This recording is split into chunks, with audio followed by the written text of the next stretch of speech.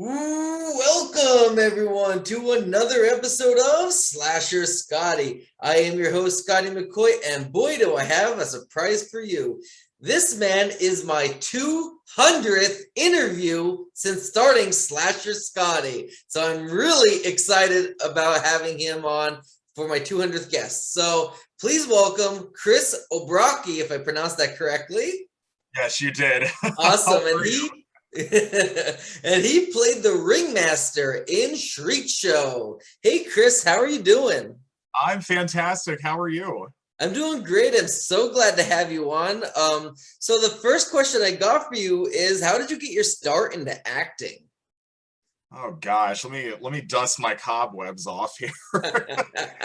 Well, I started off as a child actor and I did a lot. I never was really in front of a camera when I was a kid. It was more just a lot of stage productions and church plays and that kind of stuff. And then as I got a little bit older and when we're growing up and you're going through the whole puberty thing and trying to find who you are when you get into high school and everything, you kind of you gain other interests. Well, it wasn't until I got into high school that theater kind of came back around in my life again. And I got involved in the drama club, and by senior year, I was vice president of it. So, but really, what I really wanted to do, and I took a couple acting classes in college too, but what I really wanted to do had always wanted to do was film and television. So, Right.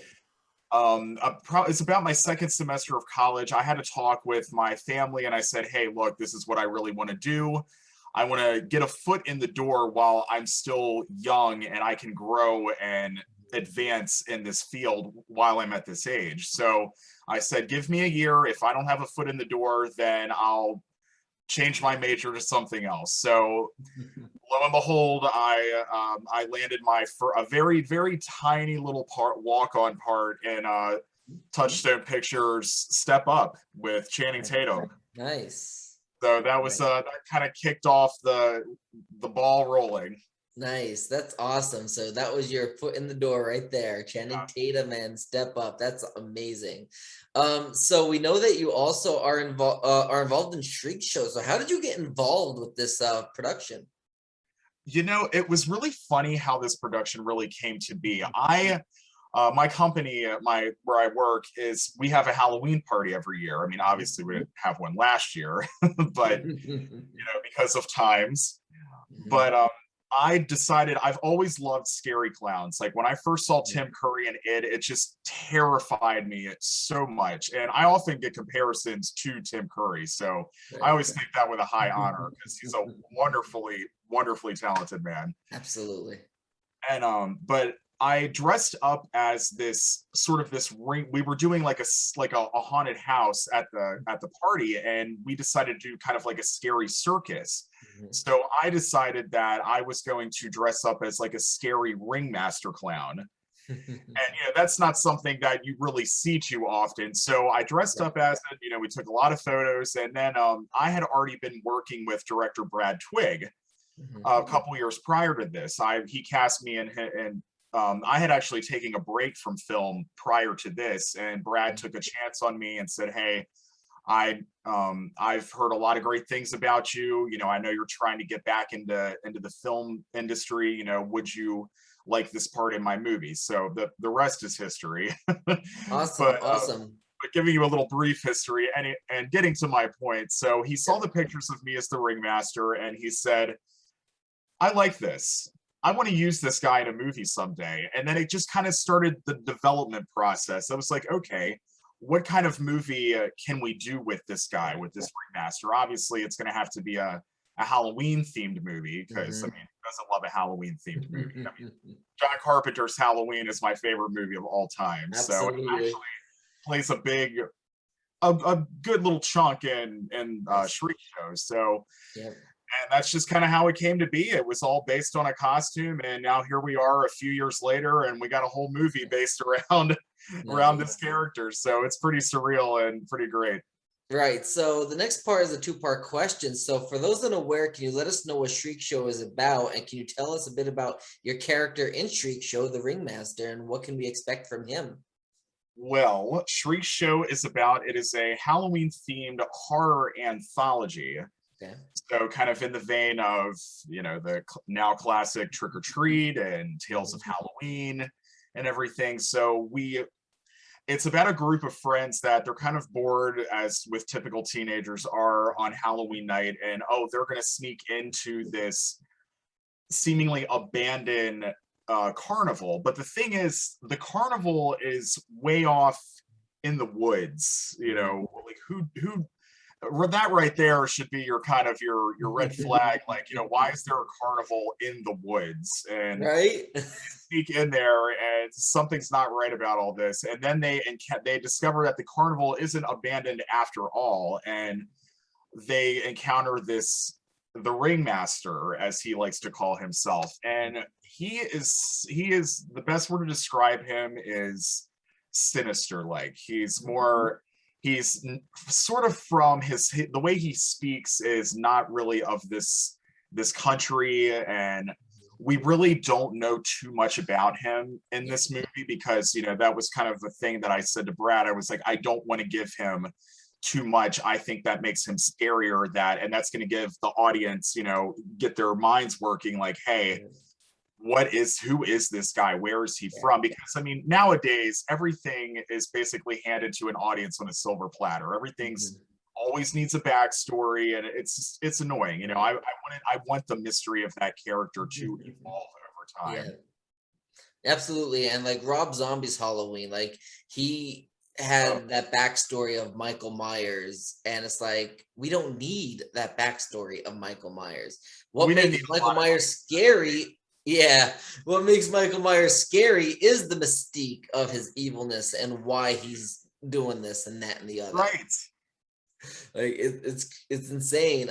So I seen the pictures of you as the Ringmaster. Now you have long hair. Now, did you cut your hair for that role?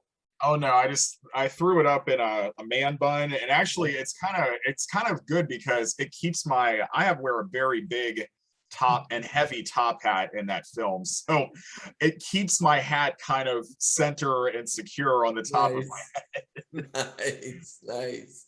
That's awesome. So what was the best part about filming Shriek Show, and what was the worst? All right, well, let me do the worst first. The worst first. So honestly, the worst part of filming this film, I mean, as with any film, you run into definitely snags in the road with productions and everything. Well, we hit a major snag, and that was COVID. Oh, yeah. So originally we had a set shooting schedule. We were filming from September 2019 to November 2019. And one of the segments was actually sort of like a summer-like segment. So we were supposed to have almost about 98% of principal photography finished by November 2019. Yeah. And then COVID, and then we were gonna do the last segment in May, when the leaves were green again and everything. So that was literally the last thing we were gonna do, and then we were gonna be fully wrapped.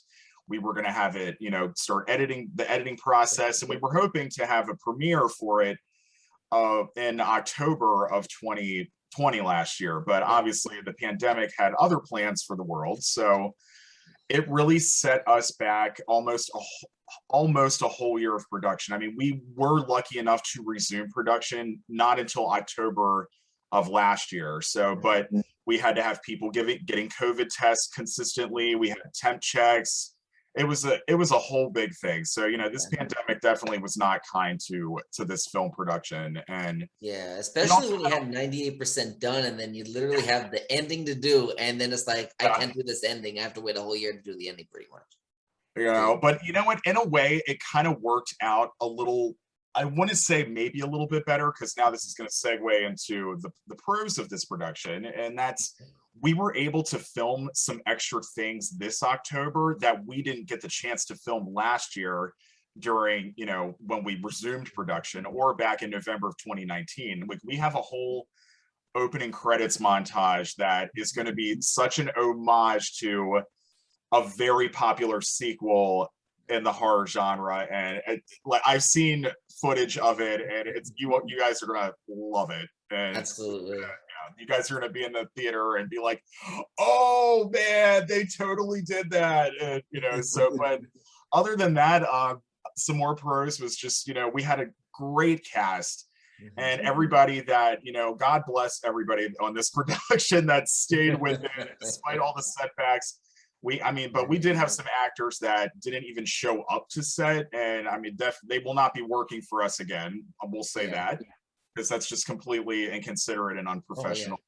And, but we like really just our cast. We had a great cast. We had some great locations too. So I was just surprised that we'd even gotten these locations. And I remember walking onto the set the first day, and I was just like, this is real. This is happening. This oh my God, we're here. This is Shriekshow. We're rolling. Right, absolutely. It's always a great feeling. It really is. So do you have like any memorable stories from set when filming this movie? Oh God, I mean, I have a lot of funny stories. I mean, there's way too many of those. I want to say really my favorite moment, and I'm being a little biased here. One of our actresses in the film, we have some great cameos from some leading ladies in the horror genre. So we have Felissa Rose from Sleepaway Camp. We have Beverly Randolph from Return of the Living Dead, and we also have Tuesday Night from Nightmare on Elm Street 4, which is ironically my favorite Nightmare on Elm Street. So my personal favorite time was getting to work with Tuesday, because it was that not only is it my favorite Freddy movie, but I actually wrote all of her scenes and all of her dialogue. And just being there, I picked her up and drove her to set and everything. And it was funny because she actually was in the process of getting the same car as me that I have. So we were talking, I was kind of explaining to her all about Kia Souls and everything. And then when she got back to LA, she texted me and she was like, I got it. That's awesome. Well, funny story. I have a Kia Soul as well.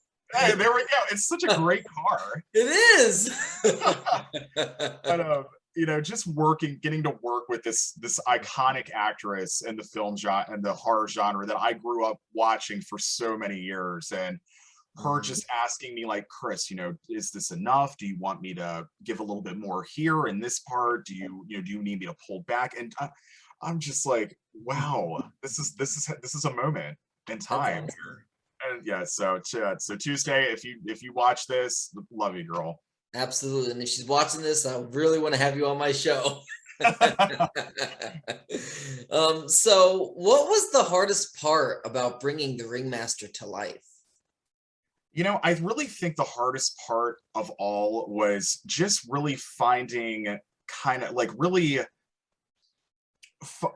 his dialogue almost, because I wanted him to be, one of my big inspirations for that character was Jessica Lange's character in American Horror Story Freak Show of Elsa Mars. She was from another country. She had that real thick accent, and I liked that, and that's one of my favorite seasons of the show too. So. But just really kind of, I watched a lot of videos and did some vocal work to kind of make sure I pronounced everything properly. And it was, that I'm going to say that really was the most difficult part with the character. And also, I mean, he has kind of a set makeup look, but having to do that makeup, especially when it's on film, having to do it like perfect every single time so it matches for in all the other scenes. So that was a little bit of a bump in the road, but absolutely, like especially because like when obviously you're not gonna be, most productions don't film in order. If they do film in order though, you have a stopping point. You're not going to film obviously the whole movie in one day. That's impossible.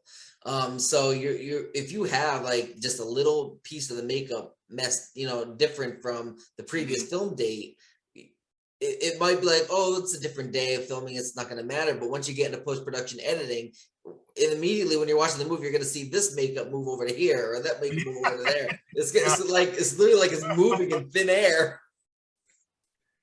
This person's like, witch wart on their nose is like suddenly up here, and Yeah. A good example is Friday the 13th, Part 5, A New Beginning. Melanie Kim as Pam Roberts running through the woods. Her pink sweater is appearing and disappearing and appearing and disappearing. And I interviewed her, and she's like, I hate that freaking sweater.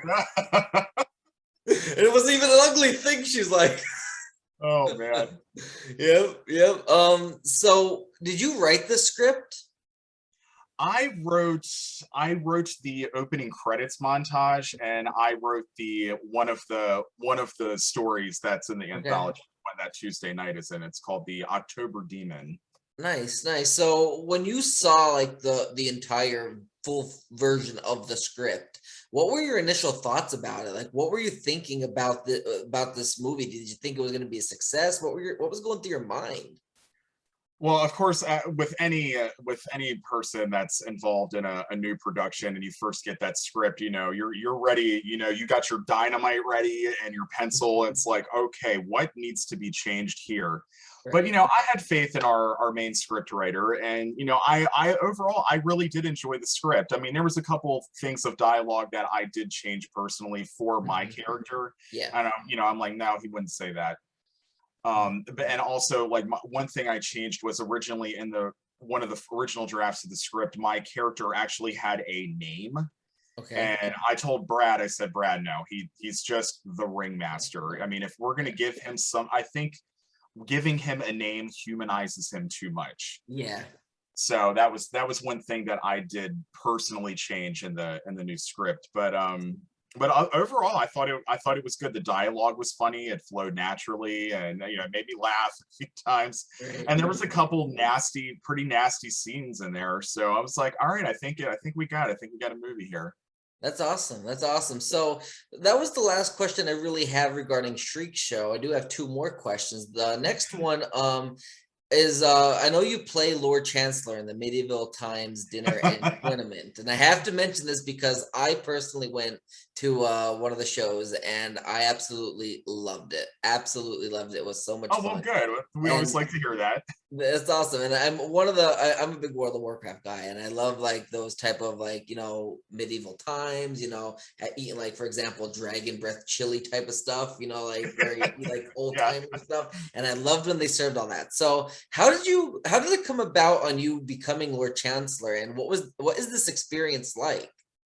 Well, I started off with Medieval Times as just a food server, and how I got even in that job was just really random too, because a friend of mine had an interview for there, and at the time I was working at a movie theater, and I was looking to get a second job. So I was like, okay, well, I'll drive you, because he didn't have a car at the time, and I was like, well, I'll drive you over there, and maybe I'll get an interview in myself if they'll allow that. So, and I did, and I actually got hired before my friend. But so I was a server there for a while, but once everybody knew that I kind of had this big acting background in film and television and stage, so they were like, you have the personality for it, you have the acting chops, you have the look for it, why don't you audition? Please audition for the show. And I've been asked a couple times over the past 10 years, but I was doing so much film work and indie films and all that, and I didn't have the availability, and it's a commitment doing a show. But then finally, excuse me, the stars aligned, and in 2008 we were putting in our brand new show, because we actually changed the storyline of the show every 5 to 6 years. Okay. So, and I decided, you know what, I'm just gonna go for it. What do I have to lose? So, and I did, and I got it. Nice. There was a lot of auditions too, and I definitely beat through quite a bit of them. So, and I had a call, of course I had a call back, because I had to read with some other actors, and I got it. And it's, I'm so glad that I took a chance that day and actually auditioned for it, because I love doing it. It's actually really helped improve my acting as well, and makes me, because I kind of had to reacquaint myself with the stage because I Right. had been doing film and television for so long. So, but now it's like, I pay attention to how I enunciate my words and, different pitches Yeah. and trying to, stay on cue with the music lineup and everything. So I love it. I can't deny it. That's awesome. That's awesome. And I love the show as well. Like I said, I went there and it was absolutely a blast. It was so much fun. And I definitely want to go back probably next year. I would love to go back. So the last question I got for you, do you have any other projects in the works that you would like to promote to the listening and the viewing audience? Well, I know that Brad and I have been talking, and we do have a couple things that we want that are kind of in the pipeline. I mean, whether Okay. some of these actually make it to the end of the pipeline, we'll see. Right. But I will say that we have started jotting down ideas for Shriekshow 2. Nice. And we actually already have all of the we don't have all of the segments individually written right now, but we have the lineup of exactly what all of the segments are going to be, and where we're going to find the Ringmaster this time around, and he's going to be moving his aesthetic somewhere. He's going to be moving it out of the woods. So that's all I can say about Shriekshow 2. Nice. So that's something. I'm currently writing I'm currently in between two scripts right now. I'm writing a slasher story that it's got some big influences behind it. I want to say the major influences behind it are Candyman, Silent Hill, Saw, and a little touch of The Village in there too. Nice. So it's based on a short story that I wrote about 15-20 years ago, and I'm hoping that it's going to evidently be my directorial debut. Nice. So that's something I'm working on right now. And I've also created, this is one thing I did create during quarantine, I created a shark franchise. Nice. So, and I don't mean any Sharknado BS or none of that stuff. Right. This is like a scary shark story. And Nice. Kind of like a Jaws or a Meg. Yeah. Okay. Jaws and Jaws 2 are, of course, have little influences in there, but and I will say this, it is not a great white. I refuse. Their great whites are just so overused in shark stories now, and I'm like, Why there are not switch it other up? sharks out there. So I'm currently working on the third installment of it right now, because when I pitch this around to some studios, I want to have like everything ready. I'm like, oh, by the way, I have 3 more movies written for this, so I'm working on the third one right now. So Awesome. it's not easy writing a sequel, I can tell you that. Right. That is couldn't be more true. Absolutely. Well, I thank you so much, Chris, for joining me. It's been an absolute pleasure. I'm Awesome. thankful and honored that you reached out and wanted to have me on. And I'm glad that you said yes and you were able to join me. You have a great Anytime. rest of your day and have a happy Thanksgiving. You as well, Scotty. Thank you so much. Thank you. Have a good day. Bye. You too. Bye.